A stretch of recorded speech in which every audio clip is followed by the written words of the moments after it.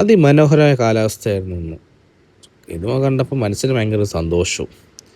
May 17 ഇന്ന് എൻ്റെ അടുത്ത സുഹൃത്തിൻ്റെ ഒരു കല്യാണം, അതായി ഒരുങ്ങി പോകുന്നത്.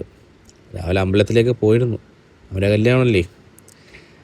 അങ്ങനെ ഇന്ന് കല്യാണത്തിന് ഒറ്റയ്ക്കല്ല, ഫ്രണ്ട്സൊക്കെ ആയിട്ടാണ് പോകുന്നത്. സോ അവരെ വിളിച്ചപ്പോൾ കുറച്ച് ലേറ്റ് ആവുമെന്ന് പറഞ്ഞു. അങ്ങനെ ഒരു കോഫി, അതുവരെ എന്തോ ചെയ്യണമെന്ന് അറിയില്ല, ഒരു കോഫിയൊക്കെ കുടിച്ചു, അവർക്ക് വേണ്ടി വെയിറ്റും ചെയ്തു. സോ അങ്ങനെ അവരെത്തി. കുറേ നാൾക്ക് ശേഷമാണ് അവരെ ഒന്ന് കാണുന്നത്. സോ അവരെ കണ്ട സന്തോഷത്തിൽ ഞാനും. അങ്ങനെ ഞങ്ങൾ ഓഡിറ്റോറിയത്തിലെത്തി. നല്ല മഴയുണ്ടായിരുന്നു. അങ്ങനെ ചെറുക്കൻ സ്വീകരണമൊക്കെ കഴിഞ്ഞ് നേരെ മണ്ഡപത്തിലോട്ട് പോവുമായിരുന്നു.